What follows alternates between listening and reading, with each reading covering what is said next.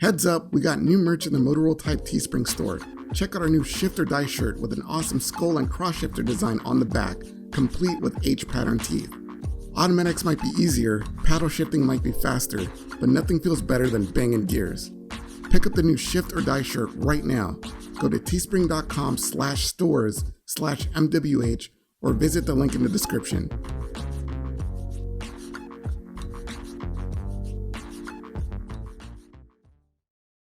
It's official. Dirt 5 is the first major racing game of the new console generation.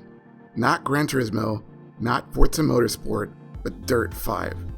Normally I'd be surprised by that, but it's 2020 and nothing surprises me anymore.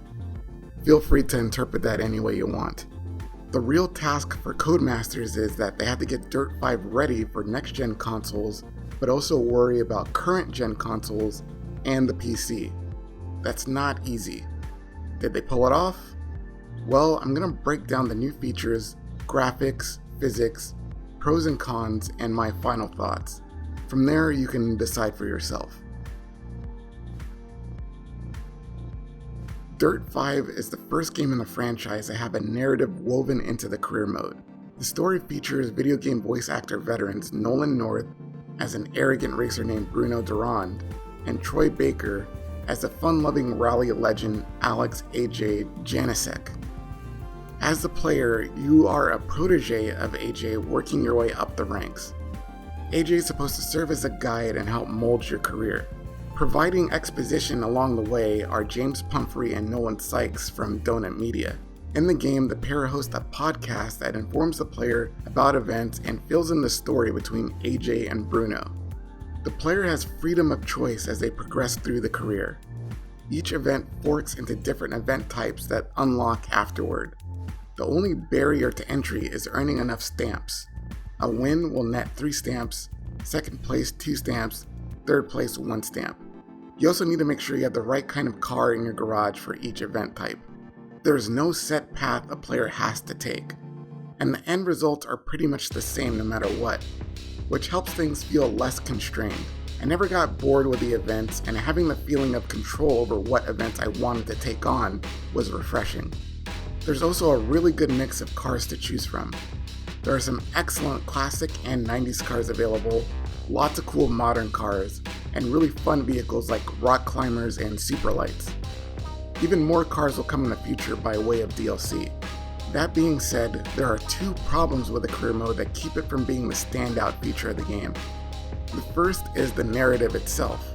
When I heard that Nolan North and Troy Baker would be playing Bruno and AJ respectively, I got really excited as I'm a fan of their work. I went into this game expecting the AJ and Bruno characters to play large parts in the course of the career, but they really don't. There are slight spoilers ahead, so be warned. There are 5 chapters in Dirt 5, and at the beginning, AJ's there, but just barely. He introduces himself and throws in some commentary between races, but he doesn't go much further than that. Bruno Durand is barely even mentioned until Chapter 2, and his character doesn't even have any extended dialogue until Chapter 3. Bruno and AJ's characters have a conflict with each other, but that has no influence on the player's career at all until the very late stages of the game. On top of that, the AJ and Bruno characters' dialogue is not super compelling. Also, when contrasted against the funny, quick-witted chemistry between James and Nolan from Donut Media, the AJ and Bruno characters just seem very low energy by comparison. I just didn't find myself caring very much about what was happening between them. I think it would have been much better to drop the AJ and Bruno characters altogether and just have the Donut podcast be about the player's progression through the career. It sucks to say that because I'm a big fan of Nolan North and Troy Baker, and I think they're among the best in the business. The other sticking point in the career is the AI, which I think is unbalanced. I played on medium AI difficulty the whole time, but in chapters 1 and 2, the opponent cars were just way too easy. Once I got through the crowd, I was able to run away and grab first place without much trouble. Though all of a sudden, about halfway through chapter 3, the AI totally changes. They stop racing you and start trying to run you off the road.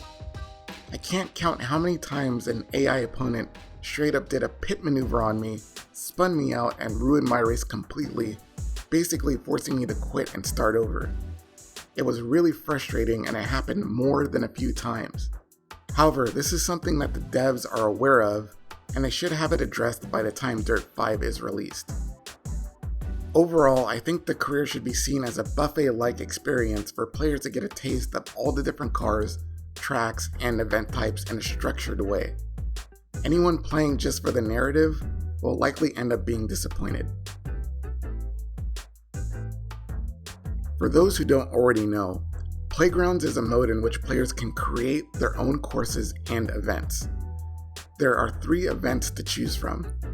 Gatecrasher events, which are basically checkpoint time attack races, Gymkhana events that are all about getting as many style points as possible within a time limit, or Smash Attack, which is exactly what it sounds like.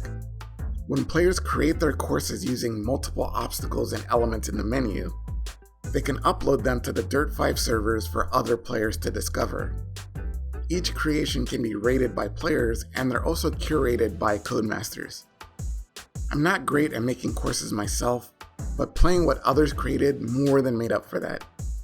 This Mario Maker style approach for a racing game is genius in my opinion. Playgrounds mode ensures that Dirt 5 will always be fresh and never boring.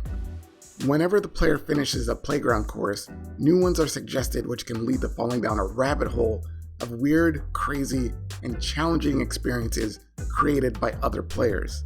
Hands down, Playgrounds mode is the reason to buy Dirt 5.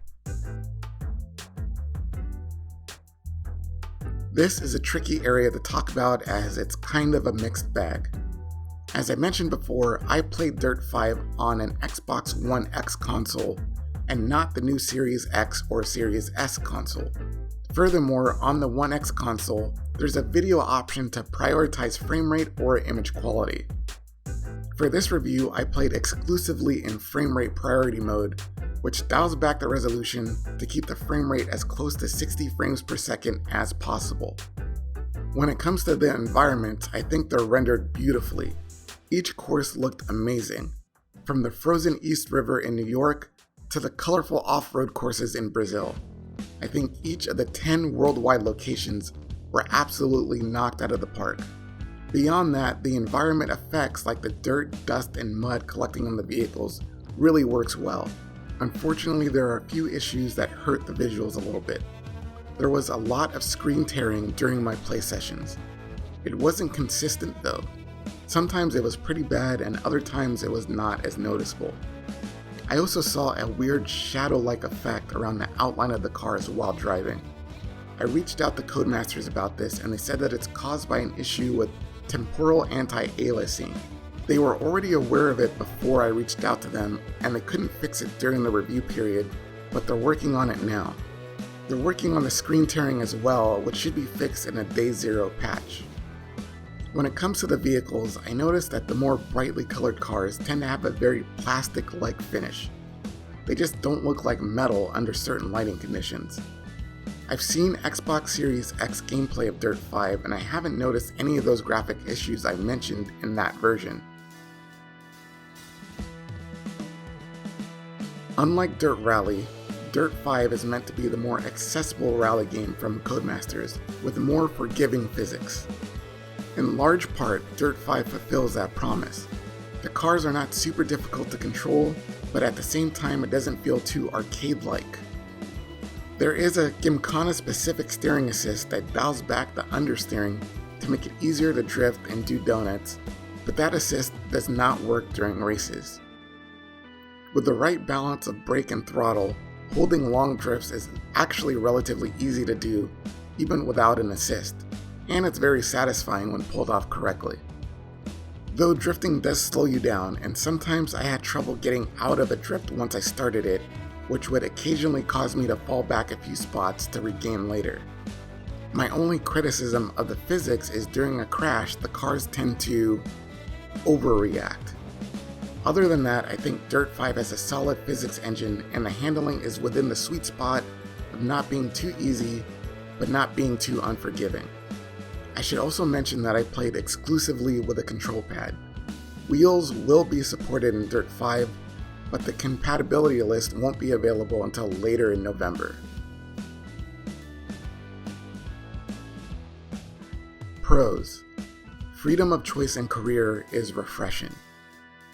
The car selection is very well curated. Playground mode is amazing, and it's the reason to buy this game in my opinion. Cons: the narrative story falls flat, and you just don't really care about the characters of AJ and Bruno.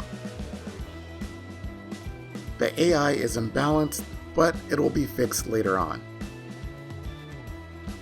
Screen tearing, graphic glitches, and car textures hurt the visuals, but those things are also being worked on for a patch that should be up before the game goes live. The last con is something I didn't mention previously, but over the course of many hours of playing, the game locked up on me about 4 times. Though the lockups would only happen after a race was over, and I never lost progress because of it. I let the dev team know about it, so it will likely be fixed before the game comes out. The career mode is what had me the most hyped for Dirt 5 going in, but in the end, it's really Playgrounds mode, the car selection, and driving physics that make up the crown jewels of this game. There are currently some things that need to be worked out on the current gen consoles, so if you're planning on buying Dirt 5 for Xbox One, I would recommend waiting a little bit for any updates and patches to be released. As far as I can tell, the Xbox Series X and Series S versions of Dirt 5 do not have any of the bugs or AI issues I pointed out. Either way, I think Dirt 5 is worth it just for Playgrounds mode alone. I hope this review helps you decide whether or not you want to pick up Dirt 5. If you like this video, please give it a thumbs up as it goes a long way in the almighty YouTube algorithm. Subscribe to the channel if you want more content like this, and make sure you turn on the notification bell so you know right away when new videos go live. Thanks for watching.